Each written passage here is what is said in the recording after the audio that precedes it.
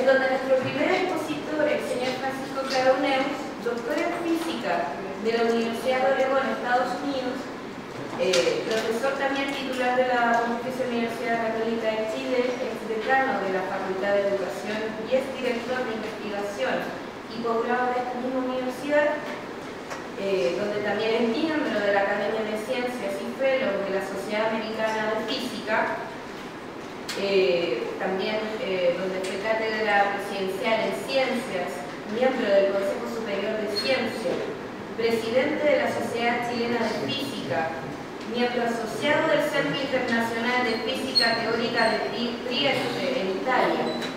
Tiene más de 100 publicaciones técnicas, catálogo ISI, y entre más de 200 de diversas índoles. Incluye 2 libros de divulgación de la física y además de contar con el premio Carlos Casanueva el año 2013. Tenemos también un coexpositor con el profesor Francisco Claro, quien es catedrático de la Universidad de Santiago de Chile, también de la Universidad de Concepción, doctor en Filosofía de la Universidad de Londres y magíster en Lógica y Filosofía de la Ciencia de la Universidad del Paraíso. El profesor Wilfredo Quesada, quien se ha desempeñado como profesor visitante del magíster en Filosofía y docente de la asignatura de especialidad en Teorías Contemporáneas de la Causalidad de la Universidad de Concepción. Sus áreas de especialización son Filosofía de la Ciencia, Lógica y Filosofía del Lenguaje. Cuenta con alrededor de 30 publicaciones en diversas revistas ISI y de corriente principal, entre otras, Causalidad, Pseudocausalidad y Medición en el año 2011. También tenemos, entre otros antecedentes de este profesor coexpositor, que ha sido investigador responsable de varios proyectos, tanto externos como Fondesit e internos como DICIT. Recientemente fue designado miembro evaluador del Comité de Filosofía del Programa de la Formación de Capital Humano Avanzado de CONICET y fue fundador y actual coordinador de las jornadas de Rolando Schwarzkopf y la actividad regular de encuentros de los filósofos de la ciencia en el país. Fue elegido por el periodo 2011-2013 como presidente de la Asociación de Filosofía e Historia de la Ciencia del Cono Sur. Es miembro del comité editorial de 5 revistas especializadas. Y bueno, demos una calurosa bienvenida a nuestros profesores en esta 6ª sesión de jornadas de filosofía, física y astrofísica de la Universidad Católica de Chile. Buenas tardes. Gracias.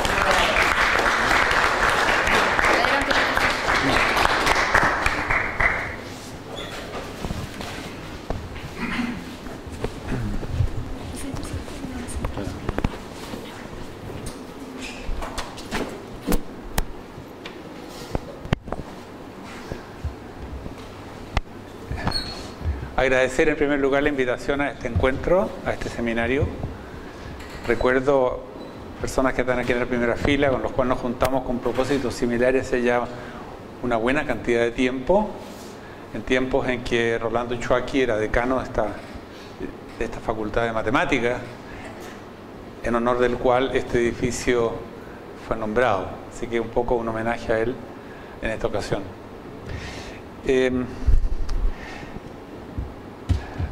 Yo quiero hablar sobre un tema que fundamentalmente me preocupa a mí, y perdonen esa autorreferencia, pero supongo que también les puede interesar a ustedes, y en el cual ciertamente no soy un experto, y en el cual, si uno busca la bibliografía, encuentra pocas referencias.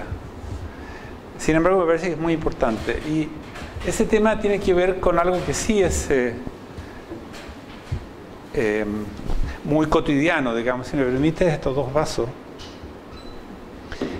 Yo voy a hacer aquí 2 demostraciones.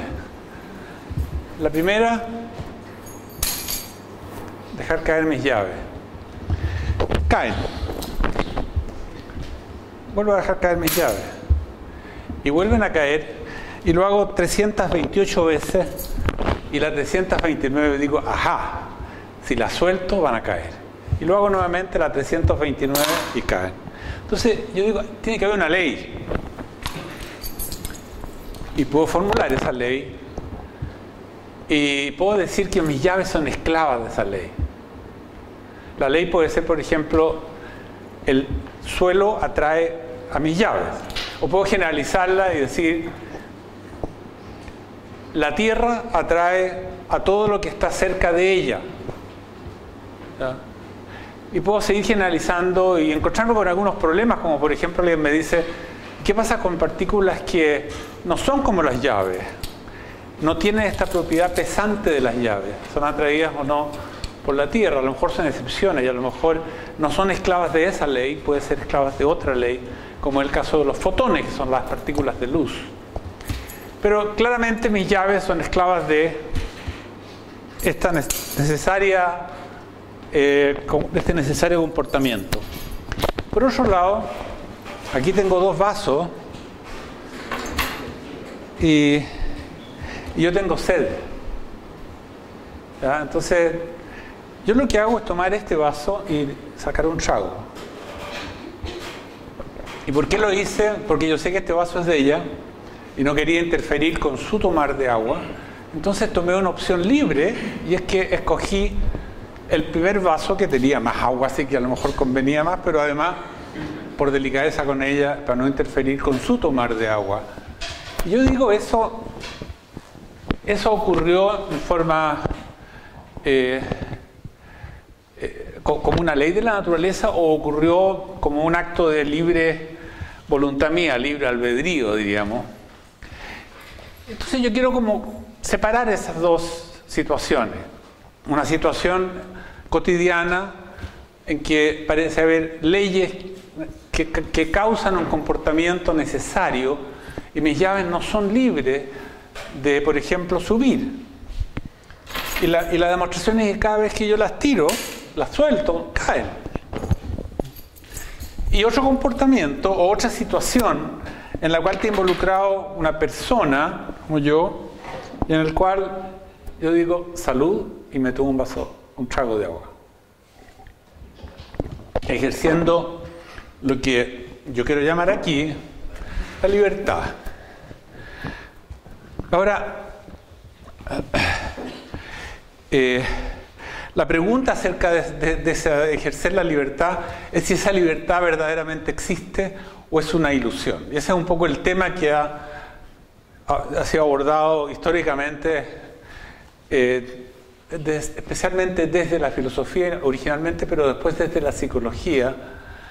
Y hay muchos personajes de la historia. Yo no quiero hablar de filosofía porque no soy filósofo y no me quiero meter en las patas de los caballos en esta audiencia, pero no puedo ignorar el hecho de que en la historia del pensamiento humano el tema del libre albedrío ha estado presente continuamente. Ahora, como físico, ¿qué puedo decir? Como persona, como especulador, puedo decir cosas, pero quiero aquí traer a colación mi ser de físico, la formación que tengo, todo lo que he pensado en física, y tratar de usar eso para ver si desde la física se puede decir algo. ¿Ya? Supongamos que esta es la realidad, y yo me sitúo en la física. De la realidad, la física, la ciencia, abarca un sector que no sé bien qué proporción de la realidad es, pero está inserto en aquello que llamamos realidad, ese sector. Por otro lado, tenemos esta cosa que cada uno de nosotros sentimos, esta sensación de conciencia, de libertad. Y la pregunta que uno se puede hacer, ¿existe alguna posibilidad de contacto entre lo que llamamos ciencia y lo que llamamos conciencia o libertad o sensación de libertad, o el tema ese que yo traje al principio? Yo creo que en general lo que se siente es que, si hablamos aquí no de la psicología está muy directamente centrada acá, pero si hablamos aquí de las ciencias duras y en particular de la física y las matemáticas, yo diría que es justo pensar de que hay una brecha. O sea, la física, las matemáticas no han todavía sido capaces de abordar el problema del pensamiento. Puede haber físicos que han dicho cosas sobre el pensamiento, pero la física como disciplina se encuentra todavía distante de poder afirmar cosas sobre el pensamiento. Significa eso que esa brecha ¿No se puede cerrar? No, para nada, porque la ciencia siempre ha traído sorpresas y uno podría decir a lo mejor esa sorpresa entre las sorpresas que están en el futuro, está un acercamiento entre la física y su formulación histórica, digamos, y el acceso a la conciencia. Ahora, lo primero que quería recordarles un poco, porque sé que ustedes conocen el tema, es el determinismo newtoniano. El determinismo newtoniano viene a fines del siglo XVII, siglo XVIII, y es una época en que es maduro, la cultura está madura para hablar de determinismo. Ya existe como una conciencia de que efectivamente somos libres a medias, es que somos libres. Y viene Newton a decir, no sabe que más la naturaleza no es libre. La naturaleza obedece leyes y los planetas giran en torno al Sol obedeciendo a leyes, y las leyes las conocemos y las podemos trabajar computacionalmente. El formalismo newtoniano es muy simple de expresar. Es básicamente esta la ley, y es que la aceleración de un cuerpo es una respuesta a una fuerza externa. Y lo que caracteriza al cuerpo es la masa. Distintos cuerpos van a tener distinta aceleración con una misma fuerza, de acuerdo a esta expresión. Es extremadamente simple como expresión, pero puede llegar a ser muy complicada desde el punto de vista computacional. Ahora, en principio, como ecuación matemática, es una ecuación muy simple. Es una ecuación diferencial de segundo orden, una segunda derivada de la posición con respecto al tiempo, es lo que definimos por aceleración. Y lo que nos dicen las matemáticas es que en este tipo de ecuaciones de segundo grado, segundo orden, basta con dos condiciones iniciales para poder integrarlas, si es que tengo suerte de que la fuerza me permita hacer una integral. Pero conociendo la fuerza y conociendo la posición y la velocidad, por ejemplo, en el tiempo cero, esta ecuación me da la posición y también la velocidad por la simple derivada de la posición respecto al tiempo en el tiempo t. Sigue conociendo un presente que llamo el tiempo cero. Esta ecuación me permite encontrar el futuro, y esto que resultó exitoso para los planetas, para los cometas, ¿por qué no aplicarlo también a las manzanas que caen? O aplicarlo a las moscas que vuelan, o aplicarlo a los ríos que fluyen, y aplicarlo a las mareas que suben y bajan. Y efectivamente cada vez que se aplicaba eso, volvía a encontrar a encontrarse con la verdad. O sea, efectivamente lo que observaba uno era lo mismo que decía esta ecuación. Así que siglo XVII, XVIII, XIX fundamentalmente fue gobernado por este paradigma. Y este paradigma es profundamente determinista. Porque si yo conozco el presente, el futuro, al menos en las variables que este paradigma trabaja, que son la posición y velocidad, no podemos abarcar todo de un viaje, pero por lo menos en esas variables que podemos controlar, es claro, absolutamente claro, de que el mundo es determinista. Y por ahí tenemos esa cita famosa de Laplace en su libro Teoría Analítica de la Probabilidad, una edición del año 1814. En la introducción escribe textualmente: una inteligencia capaz de conocer todas las fuerzas que animan la naturaleza, así como la posición, el X, momentánea de todo lo que en ella existe, y además sea tan vasta que pueda someter todos estos datos a análisis matemático, sería capaz de incluir en una sola fórmula el movimiento de los cuerpos más grandes y de los átomos más pequeños. Nada sería incierto para ella, tanto el futuro como el pasado estarían presentes ante sus ojos. En la perfección que la mente humana ha sido capaz de dar a la astronomía se encuentra un ejemplo modesto de esa inteligencia. Sí, Laplace como que encapsula en un párrafo, digamos, lo que se venía gestando, lo que se venía sintiendo, lo que se venía experimentando, especialmente durante el siglo XVIII con cálculos astronómicos, de que había un determinismo en la naturaleza. Aquí Laplace, que yo vea, no se refiere a la conciencia, pero lo intuye, porque la conciencia está en la naturaleza, está apoyada o inserta en la naturaleza humana, y uno podría decir, ya, pero entonces, de alguna manera, esto tiene que llegar hasta la conciencia, no lo dice, pero uno lo intuye. Ahora, el propósito de Newton era un propósito que la física siempre ha tenido, y es predecir el futuro, o también explicar el pasado. Por ejemplo, si hubo un terremoto, uno quiere poder explicar ese terremoto en base a la información que yo tenga acerca de cómo se producen los terremotos, y ese terremoto en particular, el efecto que tuvo, tiene que haber obedecido a la causa que lo generó. Así que ese es el sueño de la física, explicar el futuro, predecir el futuro y explicar el pasado. Ahora, si uno analiza realmente la segunda ley de Newton, quiero pasearlos por eso, en el fondo estamos hablando de lo siguiente: tomamos un tiempo presente y ahí esta variable, llamémosla X, tiene un cierto valor, y cuando uno hace correr el tiempo, esa variable se mueve, digamos, de alguna manera, de acuerdo a las fuerzas que actúan para moverla.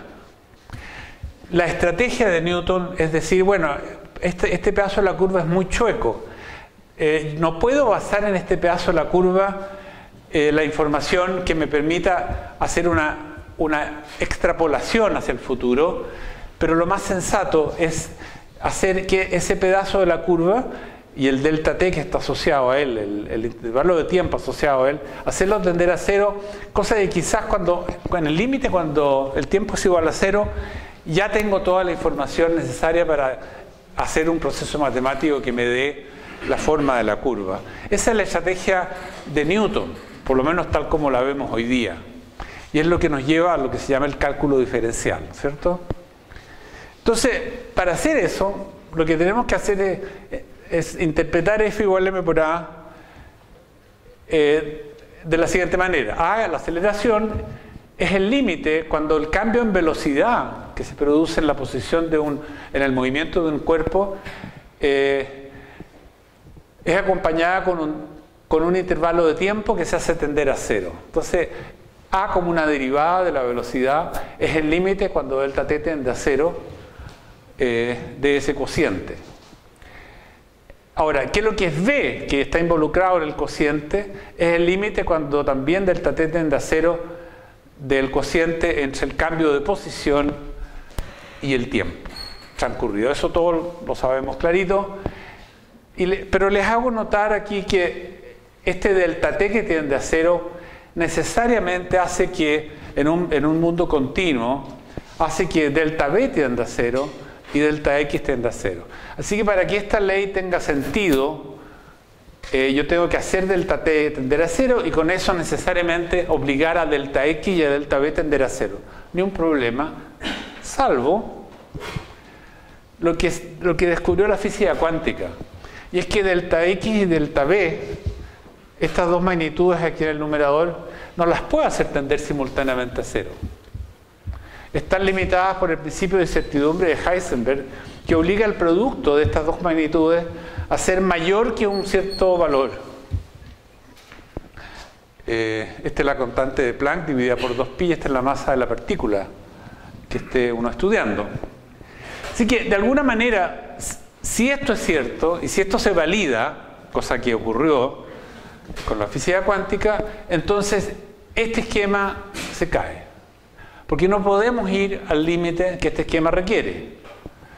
Ahora, uno podría decir, ¿por qué funciona? ¿Por qué los planetas siguen haciendo lo que estas ecuaciones le dicen? Bueno, porque la granularidad que obliga a que nos lleva a esto en esos problemas no tiene importancia. El problema es cuando la granularidad a que lleva un delta t tende a cero, por ejemplo, si en realidad empiezan a importar los átomos, o sea, una piedra continua, no me preocupa para su movimiento tanto que el delta x tienda a cero, porque no tiene ninguna relevancia el tamaño atómico al interior de la piedra para el comportamiento de ella, ¿no es cierto? El problema es cuando yo me meto a ese mundo en que la granularidad es fundamental. Y delta X tendiendo a 0 no da cuenta de esa granularidad en forma continua, no puede dar cuenta en forma continua. Entonces, nada más que para dramatizar la diferencia de los dos entornos, el entorno de los planetas y el entorno de los átomos, quiero mostrar el efecto de la incerteza en ambos casos, con un ejemplo en cada caso. Supongamos que queremos localizar una moneda de 50 pesos con la precisión de 1 milímetro. O sea, alguien me pregunta, oye, ¿tenéis 50 pesos? Sí, pero ¿dónde están? Están encima de mi escritorio. ¿Pero en qué parte del escritorio? Mira, están al lado de la lapicera, como 1 milímetro de distancia del borde. Si yo puedo localizar la moneda con 1 milímetro de precisión, la imprecisión que las relaciones de incertidumbre dan a la velocidad es este número indescifrable, digamos, 10 a la menos 30. Este número en kilómetros por hora es equivalente a la imprecisión de moverse el diámetro de un núcleo atómico en la edad del universo. Entonces es totalmente inmedible, ¿no es cierto? Es ridículamente inmedible y yo digo, no tiene ninguna importancia. Así que yo puedo hacer mi física clásica relativa a las monedas sin preocuparme de este problema con que nos molesta el señor Heisenberg. Pero ¿qué pasa si en vez de una moneda, lo que yo quiero es ubicar un electrón al interior de un átomo? Eso significa que el electrón ahora está en una en una centésima de millonésima de centímetro de diámetro, y la imprecisión de la velocidad ahora es 3,6 millones de kilómetros por hora.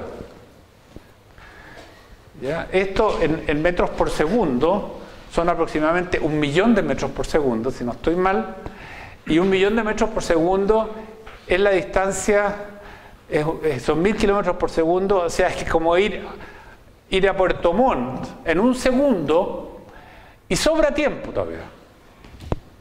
O sea que para el electrón es dramático la incertidumbre en la velocidad por el hecho de que lo posicionemos en el diámetro de un átomo. Entonces esto dramatiza un poco el hecho de que el principio de incerteza afecta fundamentalmente el ámbito atómico, pero no afecta visiblemente el ámbito cotidiano, llamémoslo, en el cual está basado nuestra intuición. Ahora, ¿por qué es esto? En parte por la masa de esta moneda comparada con la masa del electrón. La masa del electrón es aproximadamente 10 elevado a los 27 gramos, la masa de la moneda es aproximadamente 10 gramos, digámosle, así que tenemos 10 a la menos 20, el cociente sería 10 a la menos 28 gramos, y 10 a la menos 28 gramos es harto chico, ¿no? O sea, 10 a la menos 28 el cociente es harto poco. O sea, realmente el electrón es una ínfima parte de una moneda en masa. Y como está en el denominador esto, entonces un número muy chico acá hace que esto sea muy grande.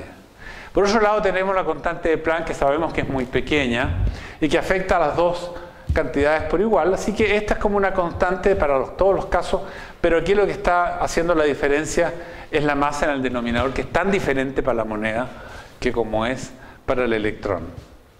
Así que el efecto de la incerteza es considerable en el ámbito cuántico y es despreciable en el ámbito clásico, y eso explica por qué las ecuaciones de Newton funcionan tan bien con los planetas y con las manzanas y con las moscas y con las mareas.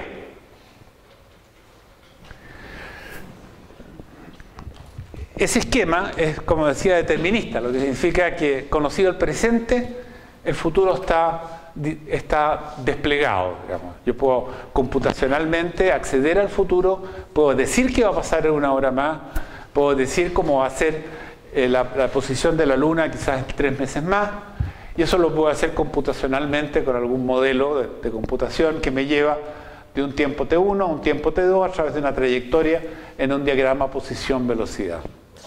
Totalmente determinista. Por otro lado, tenemos el mundo cuántico, donde la imprecisión en la velocidad y en la posición como producto me obliga a partir no de un punto, sino que de un área.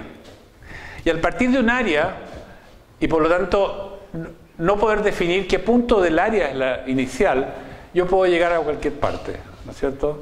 Porque partiendo de acá, a lo mejor hago esta misma trayectoria, pero si parto un poquito más acá voy a llegar a otra parte. Entonces, en definitiva, hay un abanico de futuros en lo que la incertidumbre me sitúa antes y yo no tendría que decir, bueno, ¿qué hago ahora? Pareciera como, por lo menos el esquema newtoniano no me va a funcionar. ¿Qué otro esquema me puede funcionar? Entonces lo que hizo la física del siglo XX, no sabemos si la del siglo XXIII va a mantenerse fiel a esto, es decir, señores, olvidémonos de las certezas que esto da acerca del futuro y veamos la posibilidad de por lo menos decir en ese escenario de posibles futuros, cuáles son los futuros más probables. Y la intuición aquí es que a lo mejor la física clásica es aquella en la cual el futuro más probable está muy estrecho, de tal manera que todos los demás futuros no tienen probabilidad muy baja. Por ejemplo, la probabilidad de que las llaves caigan está en una situación de altísima probabilidad, 99,999%. En cambio, la probabilidad de que las llaves suban y se vayan a la luna es a lo mejor tan chica como tomaría la edad del universo, digamos, encontrar un caso en que eso ocurriera. Quizás no sería imposible, pero normalmente no va a ocurrir. Entonces, este es un poco el esquema a que nos lleva el mundo cuántico, que es muy parecido al esquema que usan los economistas. Los economistas pueden hablar del pasado sin problema. Este es un poquito antiguo, esta transparencia es del año 2000. El economista dice, miren lo que pasó con la inflación y miren lo que va a pasar. Entonces, cuando habla del futuro, no se atreve a decir lo que va a pasar, sino que dice cuál es el escenario de lo que va a pasar, pero le asigna probabilidades. Lo más negrito es lo más probable. Y hacia los lados, entonces se produce una difumación de esa probabilidad. Y eventualmente los escenarios muy alejados de la situación actual tienen probabilidad cero para todos los efectos prácticos. Ahora, ¿cómo lo formula la física cuántica? Lo formula olvidándose de nociones como la posición y la velocidad como centrales y asociando al sistema lo que se llama la función de onda, que es un objeto matemático, que no tiene interpretación en sí misma medible, o sea, no es un objeto medible en sí mismo. Entonces, asocia un sistema en el cual hay estados que son numerables, funciones de onda también numerables asociadas a cada uno de los estados en los cuales uno divide las posibilidades del sistema. Entonces, por ejemplo, en el modelo planetario del átomo, la función psi⁻1 estaría asociada a la órbita de más baja energía, la función psi⁻2 a la órbita 2 de siguiente energía y así sucesivamente. Bueno, y esto puede cobrar distintas formas según el sistema del cual estamos hablando. Por ejemplo, si se trata del spin del electrón, el spin puede ser hacia arriba o hacia abajo, hay dos posibilidades solamente, y con eso se acaba el espacio de posibilidades en los cuales el electrón puede encontrarse. Ahora, en presencia de eso, tenemos entonces una especie de ecuación de Newton, que se llama ecuación de Schrödinger, para obtener el futuro. Y esa ecuación de Schrödinger entonces está expresada acá de una manera un poquito distinta. Bueno, es también una ecuación diferencial, pero una manera de expresarlo es decir, esta es la función de onda en este momento, entonces yo quiero saber cuál es en el futuro, cuál va a ser en el futuro y aplico este operador que lo transforma la función de onda en el momento a la función de onda en el tiempo t. Este operador tiene toda la información acerca de las interacciones que afectan al movimiento de la partícula o de lo que sea. Pero existe en principio un formalismo que me permite conocer el futuro a partir del presente.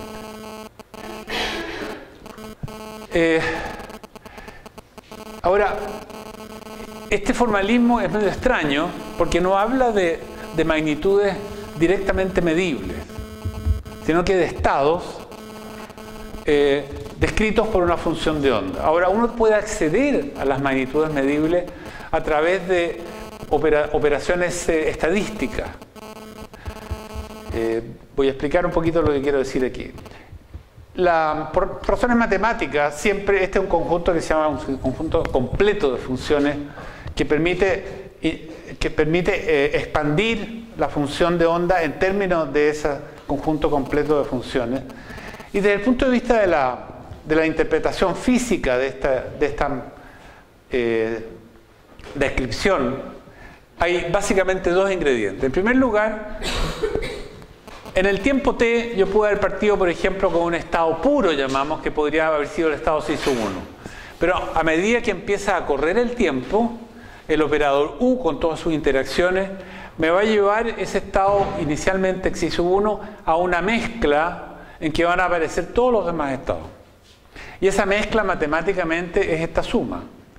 Ahora, cada estado va a estar representado por un peso, por una magnitud relativa, que aquí se llama A sub 1, A sub 2, A sub 3, y la física cuántica lo primero que hace, en la interpretación por lo menos más popular, que se llama la interpretación de Copenhague, lo primero que hace es decir, el cuadrado de esta magnitud, en cualquiera uno de los estados, por ejemplo el iésimo, es la probabilidad que si yo hago una medición sobre las magnitudes que aquí representadas, por ejemplo la energía, en este caso, que el electrón tiene en el átomo, si hago una medición de esa energía, entonces el resultado que voy a obtener tiene una probabilidad que está dado por el cuadrado del número que acompaña como factor a ese estado puro. Y la otra cosa rara de la física cuántica es que esto continúa y continúa hasta que yo hago una medición de verdad. Y con distintas probabilidades voy a obtener alguno de esos estados puros. Ahora, cuando hago la medición, entonces esta función, decimos, colapsa en uno de esos estados puros. El acto de medir lleva necesariamente a esta función de onda a volver a uno u otro de estos estados. Voy a tratar de avanzar un poquito en esta gráfica. Quiero interpretar un poquito más, o sea, tratar de explicar un poquito más. Supongamos que partimos con el estado psi sub 1 en t igual 0, el electrón está en la órbita más baja en el modelo de Bohr y echamos a correr el tiempo. Entonces, lo que va a ocurrir es que, habiendo partido de una sub 1 igual a 1 y todo el resto de los A iguales a 0, con el tiempo estos A van a empezar a evolucionar y a hacer cosas distintas, porque están cambiando con el tiempo las probabilidades de que se mida un valor u otro, ¿cierto? Las figuras, por ejemplo, habiendo partido de psi sub 1, A sub 1 a partir de 1, pero después se va a achicar de todas maneras. Y por otro lado, A sub 2 partido de 0, no tenía ninguna representación aquí, y va a empezar a crecer.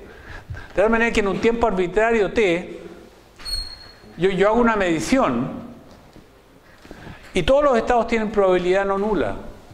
Y yo puedo obtener psi sub 4, psi sub 1 de nuevo, psi sub 1.324.000, psi sub 17 billones 21, con distintas probabilidades. Entonces, varias cosas. En primer lugar, al hacer la medición, aterrizamos en un valor y la primera pregunta es, ¿por qué ese valor y no otro?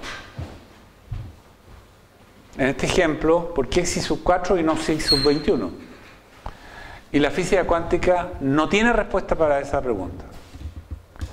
O sea, es, entre comillas, una palabra que no me gusta mucho, es el azar el que lleva a la función que está evolucionando al estado definido de energía por el hecho de medir. Es el azar. La función de onda, en cierto sentido, colapsa de todas las posibilidades, entre comillas, elige una y aterriza ahí.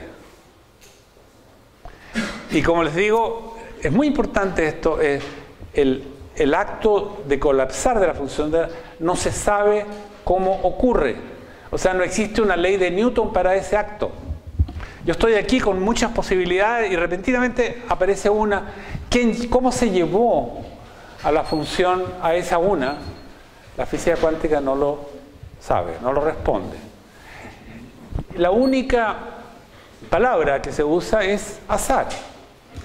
Ahora, es interesante porque es un azar no es un azar ignorante, es un azar sabio. Porque si acaso en el tiempo t yo hago una medición y obtengo psi sub 4, pero en vez de partir con un estado, con un sistema o un átomo, por ejemplo, en estados más bajos de energía, psi sub 1, yo tomo una muestra de 1 centímetro cúbico de átomos todos iguales, y todos generalmente en ese estado, y todos entonces van a estar sujetos a esto, porque yo a todos les voy a hacer la medición en el tiempo t. Y lo que ocurre, la sabiduría del proceso, es que la ocurrencia de psi sub 4 va a estar estrictamente normada por la amplitud al cuadrado que acompañaba a psi sub 4, que era a sub 4. ¿Ya? Y cuanto aparezca psi sub 27 en la muestra de 10 a 23 átomos, también va a ser normada por el a sub 27, que determina entonces la estadística, en el fondo, con que 27 va a estar presente. Entonces, este azar con el cual se define y se colapsa la función de onda en un estado u otro, es un azar informado de que si yo lo hago acá, no lo puedo hacer de nuevo, porque yo tenía muy poca probabilidad. Por favor, hazlo tú. Tú tienes una A grande, así que tú crece, y a mí déjame chico, porque ¿cómo conversan estas posibilidades? Es un misterio.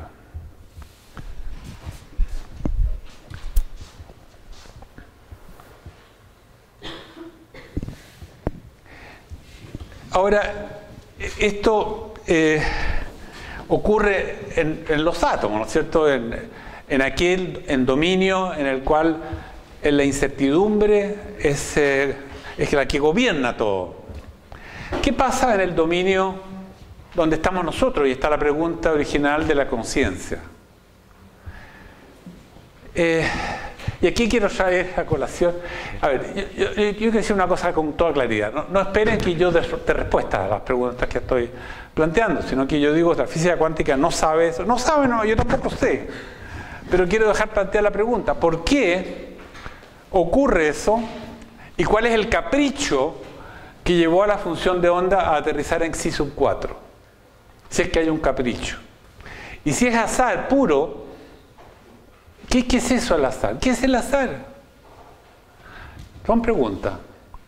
Ahora, el gato de Schrödinger, a Schrödinger le preocupaba este tema, y Schrödinger creía que la física cuántica, a pesar de que él había sido gran creador en la física cuántica, era una física incompleta. Así que no nos podemos quedar con estas cosas como están. Hay algo oculto que hay que desenterrar.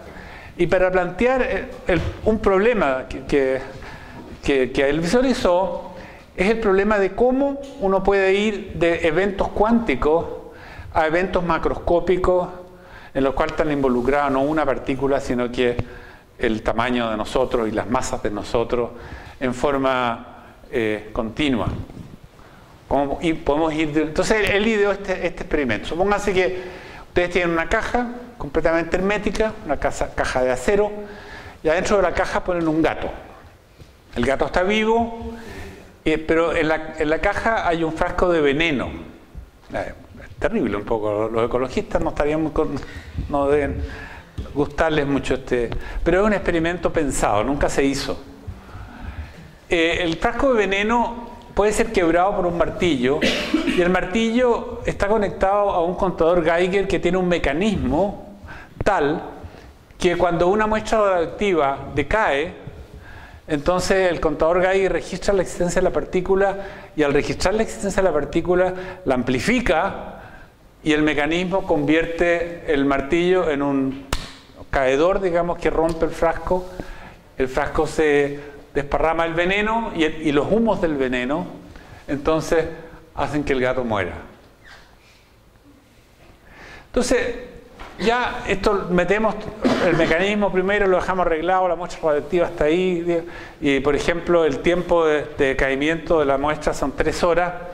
Entonces uno dice, bueno, aquí hay algo raro, digamos, porque es uno solo el núcleo que va a producir el efecto.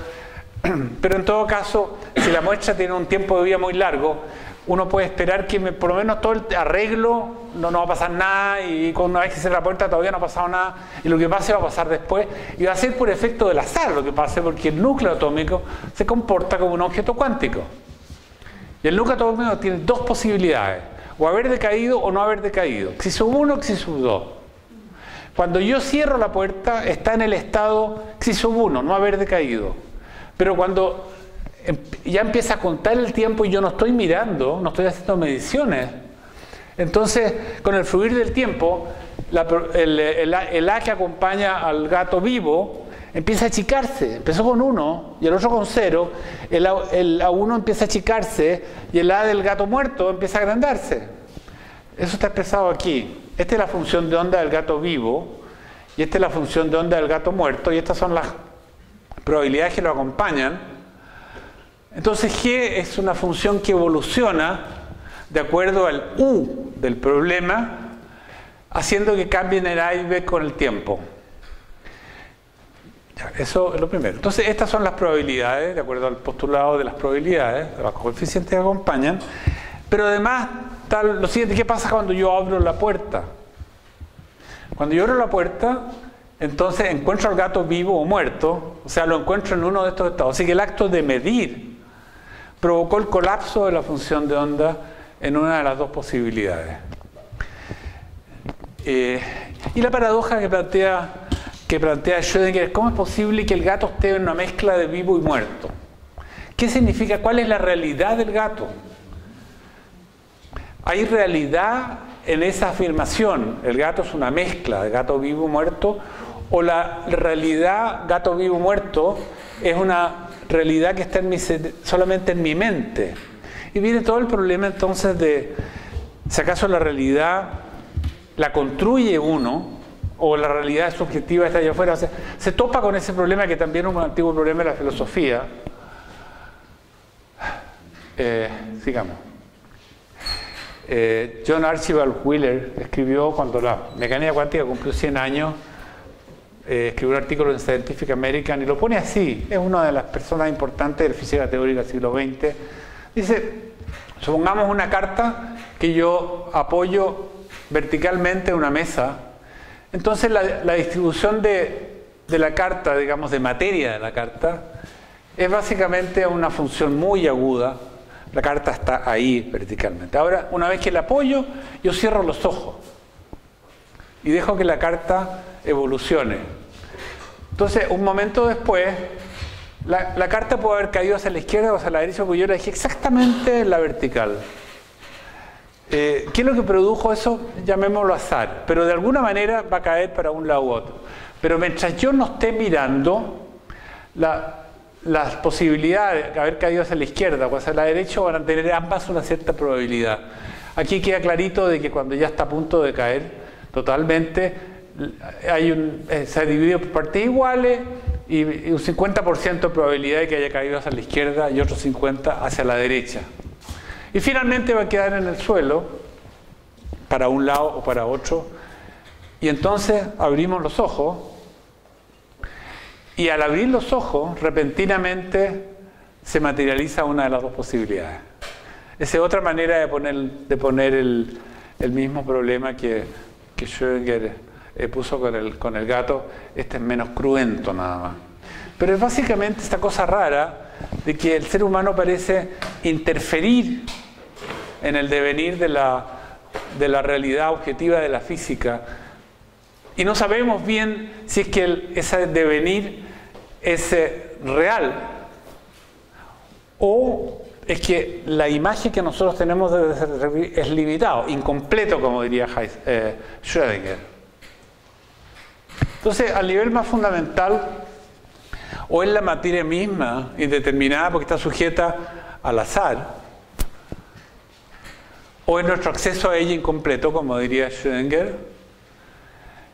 Y existe encerrada esta sabiduría de una distribución estadística que se materializa al medir en el hecho de que las mediciones se comportan de acuerdo a una curva estadística del sistema, lo que yo llamo un azar reglado. O sea, no es un azar completamente ignorante y azaroso, sino que tiene una regla al interior de comportamiento. Y la otra cosa es que uno puede decir ya, como existe esta probabilidad, cuando uno está hablando de cuerpos muy grandes, como por ejemplo una piedra, entonces la estadística de la cosa chica empieza a confabularse como un conjunto y hacer que los objetos mismos se comporten causalmente. O sea, la causalidad de los objetos macroscópicos es una causalidad aparente. En realidad no hay causalidad, pero lo que pasa es que la probabilidad de los eventos que ocurren es tan grande que aparece como una ilusión de que es causalidad.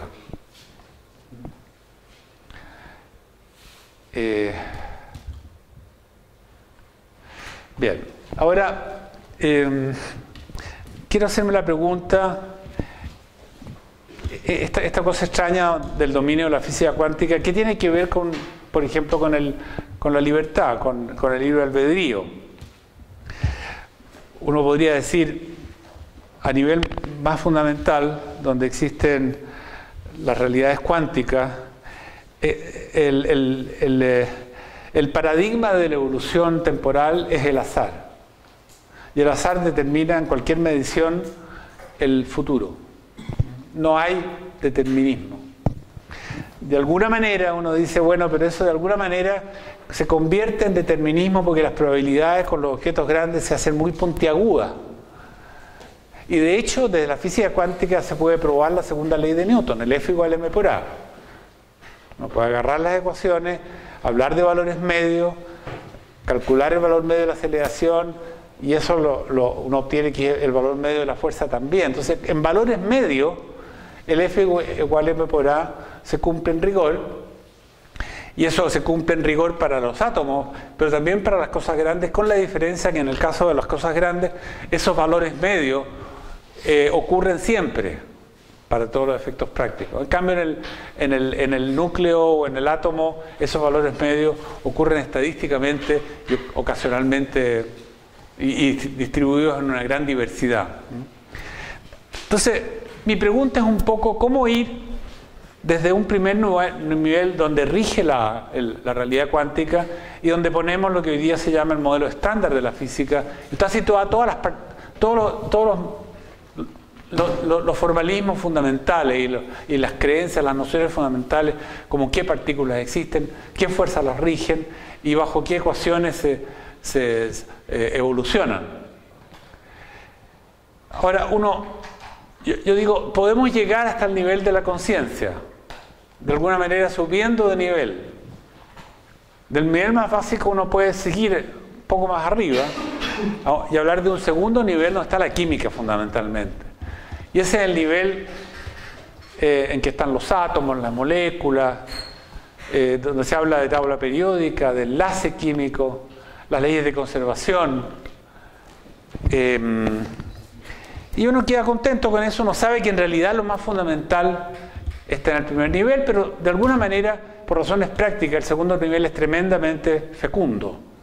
Uno no tiene que preocuparse del detalle de las cosas, sino que de alguna manera van emergiendo en cada nivel leyes que sabemos que son estadísticamente correctas, pero que no dan cuenta de los detalles. Un siguiente nivel es el entorno que nos rodea, el mundo macroscópico, el mundo del gas que hay en esta pieza, el mundo de Newton, la ley de Boyle, el calor de Joule, la constante de Hubble, las cosas que emergen de la complejidad, fractales, etc. Un copo de nieve, por ejemplo. ¿Cómo se construye un copo de nieve? Es misterioso, porque el copo de nieve tiene una simetría que no tiene el agua. Entonces, ¿de dónde sale la simetría del copo de nieve? Es una bonita pregunta que se contesta usando formalismos de complejidad. Ya, pero no hemos llegado a la conciencia, estamos todavía en materia, estamos en en cometas, estamos en transmisión de calor de cuerpos más calientes a cuerpos más fríos, estamos hablando de la velocidad de las estrellas o de las galaxias según la distancia, cosas así. Y recién el cuarto nivel está la conciencia. La brecha de la cual hablé al principio es básicamente esto sería el mundo de la ciencia dura, llamémosla, la física y la matemática, la química, y por acá el tema de la conciencia y de la libertad. Entonces, yo lo que quiero decir es que por lo menos hasta donde yo he podido informarme, uno puede transitar así sin problema, es todo práctico, es todo feliz, incluso uno puede transitar de vuelta, por ejemplo, la ley de Boyle, uno la puede demostrar en los cursos de física elemental, porque funciona la ley de Boyle, hace modelos y va hacia abajo hablando de átomos y los átomos producen la ley de Boyle.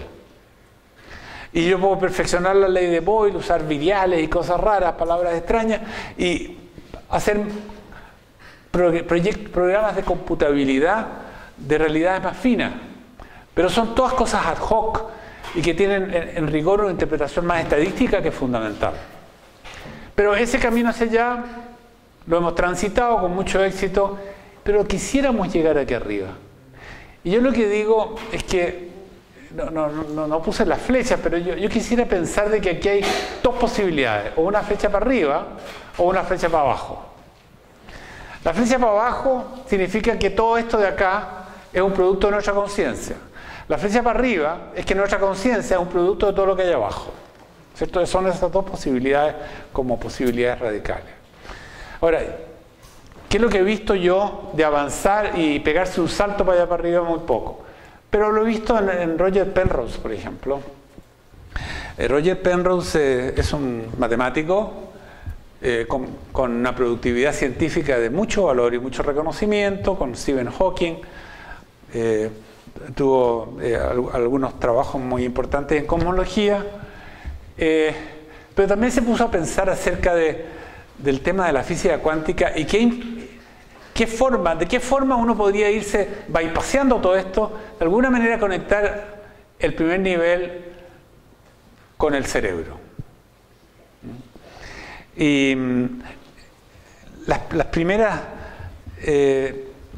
presentaciones que él tiene están en un libro que se llama La nueva mente, The New Emperor's Mind, la nueva mente del emperador, que es de hace unos 30 años atrás. Y después, junto con Stuart Hameroff, estuvieron publicando trabajos que todavía aparecen, el libro que conozco del 2013, en los cuales ellos ahondan más y más el tema del cerebro como aquel lugar en el cual ocurre el milagro de la conciencia. Y como lo hace también Daniel Dennett, asocian el cerebro y su funcionamiento a un proceso evolutivo que de alguna manera fue aprovechando la realidad cuántica de este primer nivel y olvidándose de todo esto, haciéndolo accesible al funcionamiento de la neurona.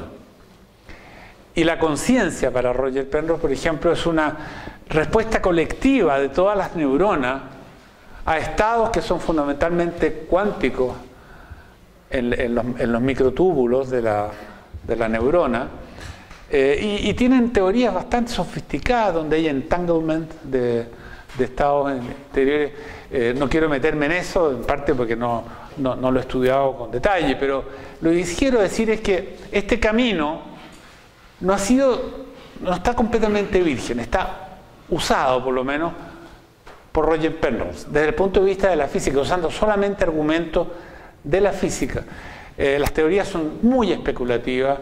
Él no solamente habla de la física cuántica, sino que también habla de la influencia de la gravedad a ese nivel, y dice que es una mezcla de influencia gravitacional con la influencia cuántica, lo cual perdón, la expresión es una patudez porque no tenemos una teoría de esas dos cosas juntas. Pero en ese terreno, desgraciadamente, uno puede ir poco más allá que lo que provee la especulación. Pero es interesante, por lo menos, relatar el caso de un físico matemático de mucho de mucho prestigio, mucho renombre, que se ha preocupado del tema y que ha podido abordar entonces la pregunta inicial. Entonces yo pregunto, para terminar, ¿será posible un determinismo blando? O sea, ese determinismo que nosotros vemos en las piedras, que de alguna manera también determina los procesos de nuestro cerebro, pero en el cual la naturaleza encontró formas como de pitar, como decimos, de llevar al terreno de la neurona la apertura cuántica.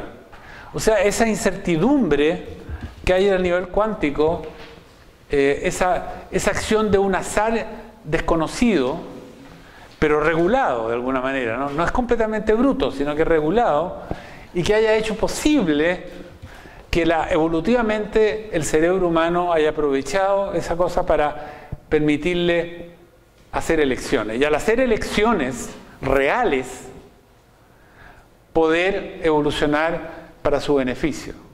O sea, en algún momento la evolución, la capacidad de decidir algo, pudo ser evolutivamente ventajoso, y eso pudo privilegiar entonces el despertar de estos mecanismos cuánticos al interior de cosas macroscópicas, como son las neuronas. No son muy macroscópicas, pero casi, ¿no? Y así dar origen al libro albedrío. Termino con esa pregunta. Muchas gracias.